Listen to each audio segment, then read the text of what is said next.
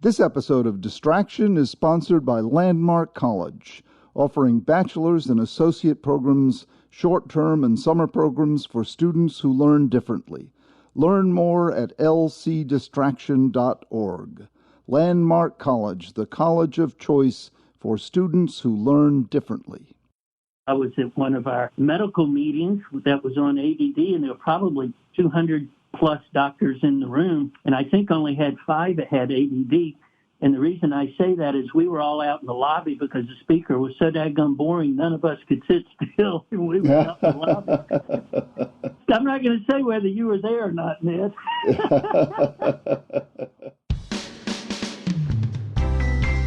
Hello, this is Dr. Ned Hallowell for Distraction.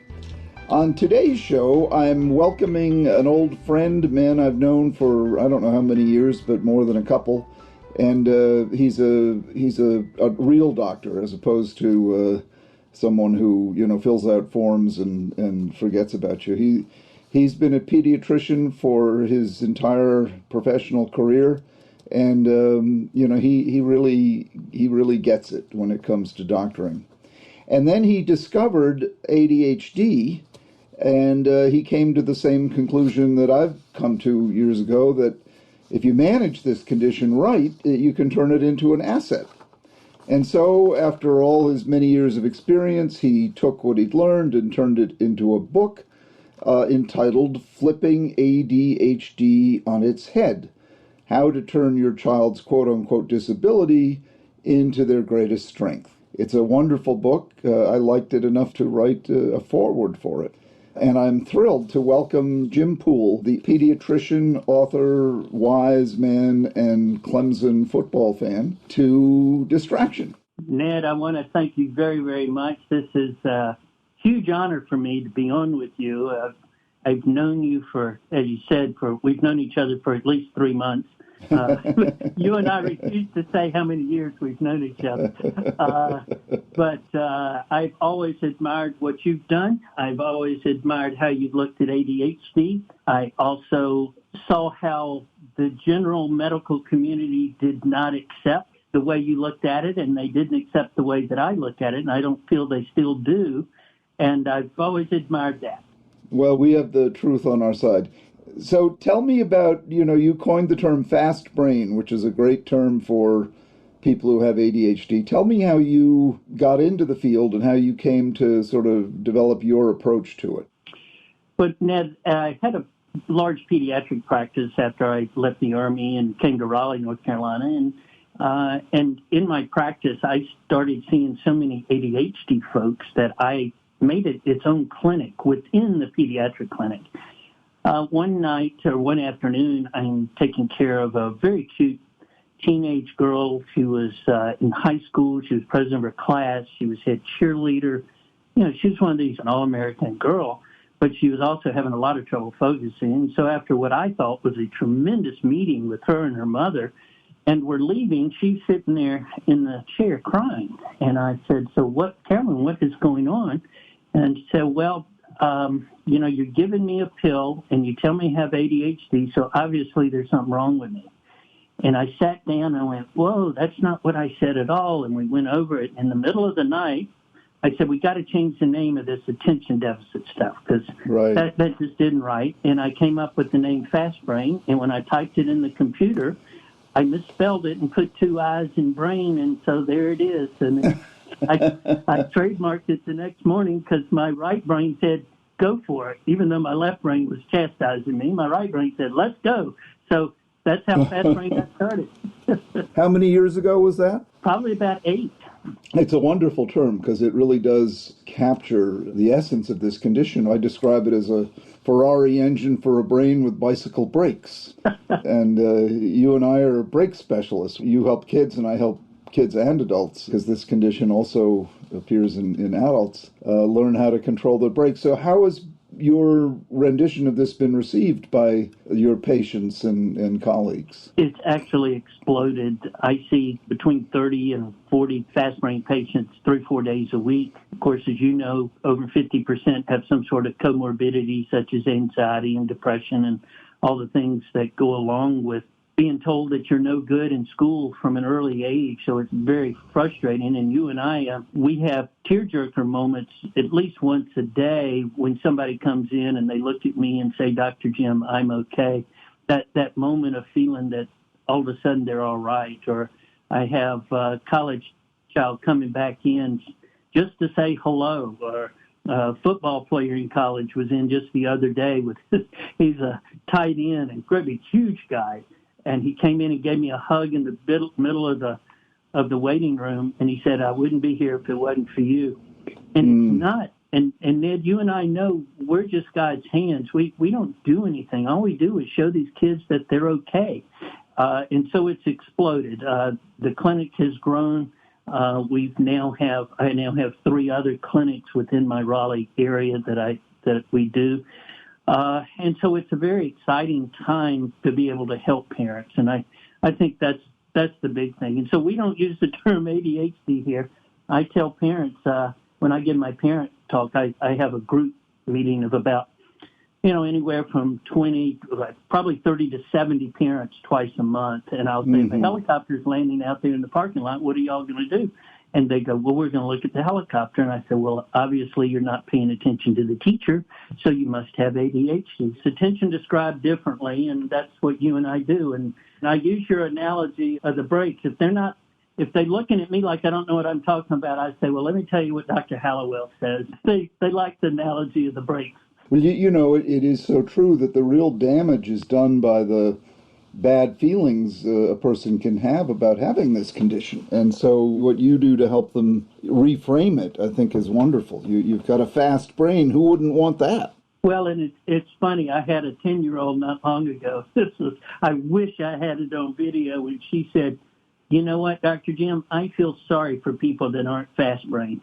I said, bless your heart. Yes. What I do at my parent meeting is I get them, the parents, to understand that their child is okay. I compare it to the Kentucky Derby. A couple of years ago, I was watching the Kentucky Derby, and somebody said, so what are your patients like? And I said, well, like all those horses, they don't want to get into the chute. And then they take off, and they're all crashing into each other, and that was the end of that conversation. And then one of the guys said, well, what do you do with that last place horse and, around the first turn? And I think it was horse 23. And I said, well, in my world, we support him. In your world, you kick him out, take him to remedial horse racing, you pull him out from more eating and so forth.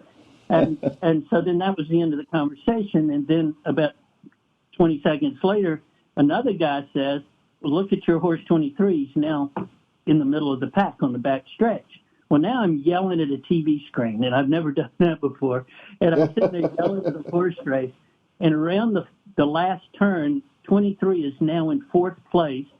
And guess who won the daggum race? Horse 23. And I'm sitting there screaming and yelling, and I said, you know what?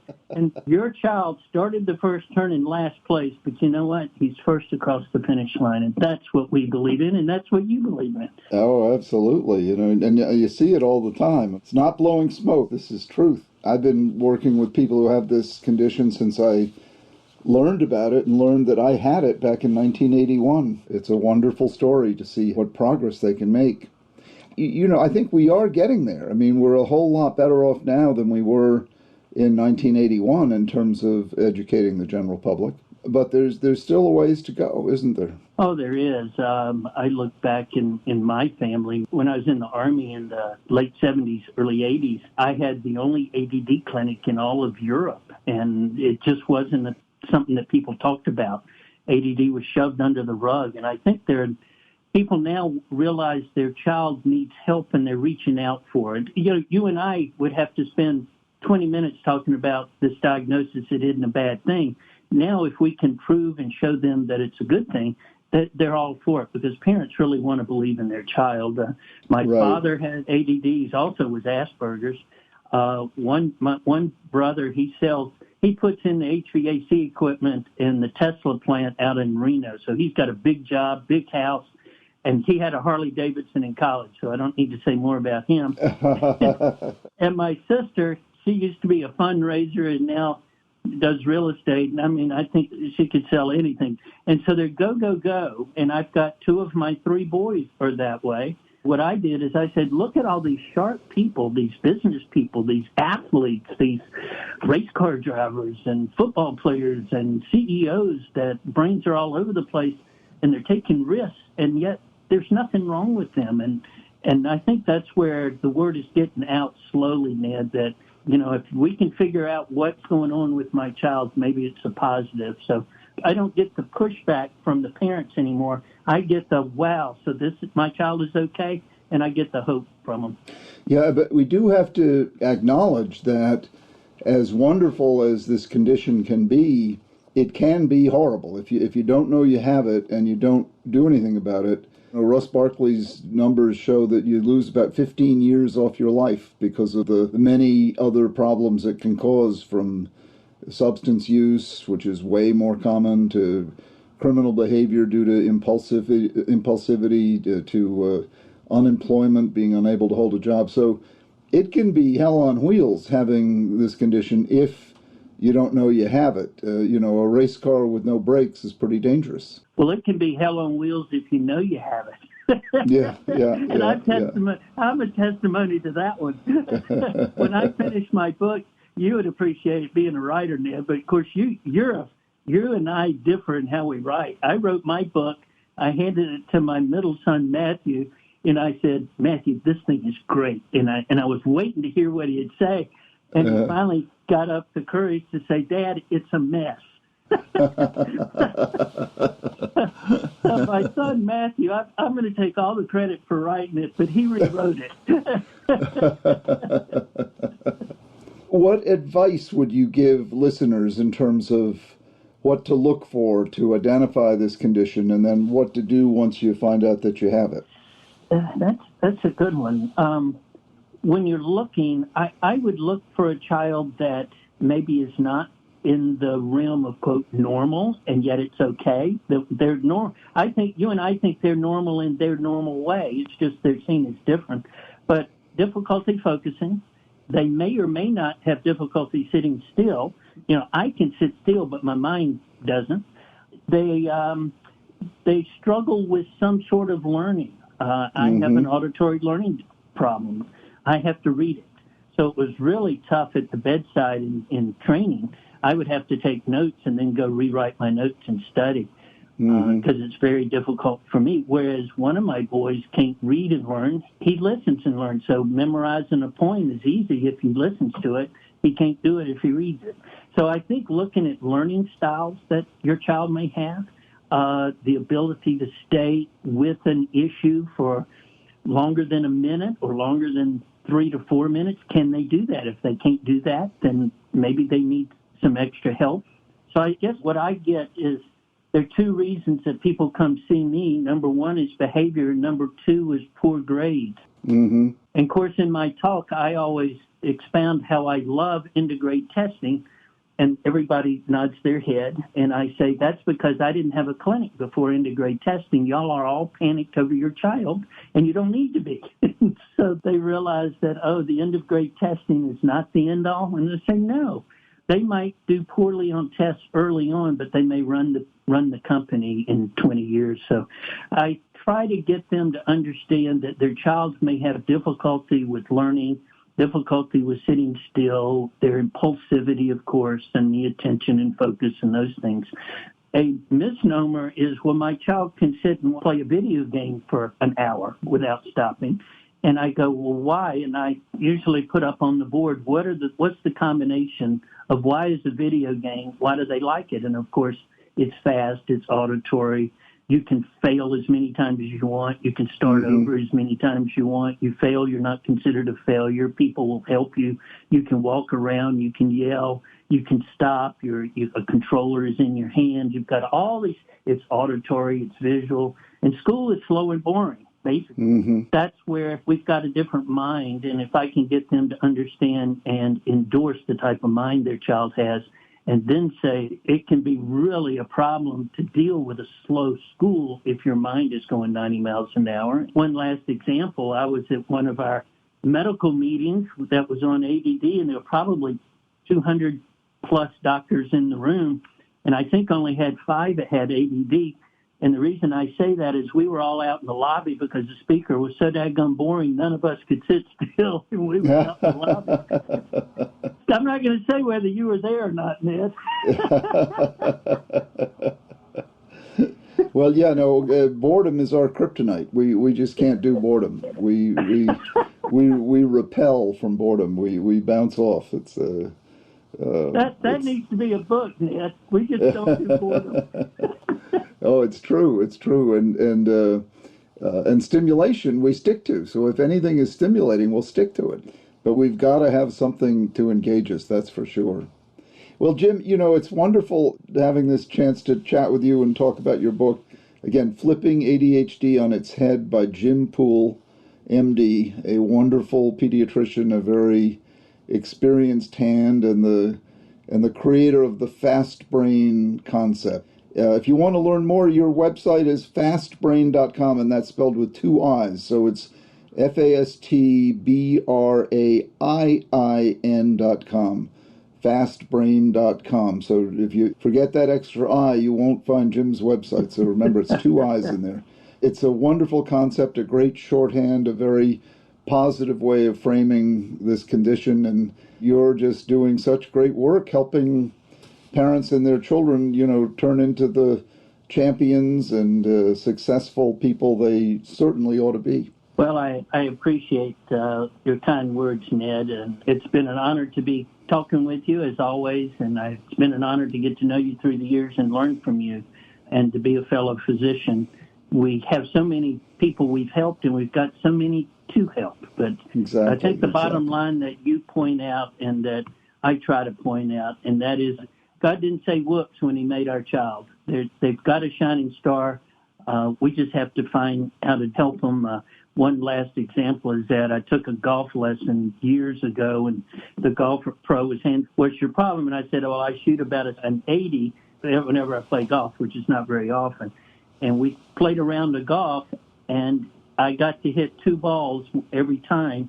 And he said, "Well, you shot a 62." And I said, "But I did it twice." And he said, "That wasn't the thing. You hit it from the same spot, but you shot a 62. And so the trick is the 62's in you. And I think for our family and our parents, the good grades, the good person, the good behavior, the good future is in them. It's up to us to be the hero and pull it out of them." Well, that's a great way of putting it. Thank you so much, Jim. It's wonderful having you on. And Flipping ADHD on Its Head by Jim Poole, MD, and his website, FastBraiin, FastBrain.com. Thanks a million for coming on. Thank you very much, and I look forward to us talking and meeting sometime in the near future. Thanks a million, Jim. All right, that's it for today's episode. My thanks to Dr. Jim Poole, that's Poole, for joining me. He's a real old-fashioned country doc from North Carolina. Reminds me of those of you who go back that far, Sam Ervin during the Watergate hearings say, "I'm just an old country lawyer from North Carolina." Well, that's sort of what Jim Poole is, an old country pediatrician from North Carolina.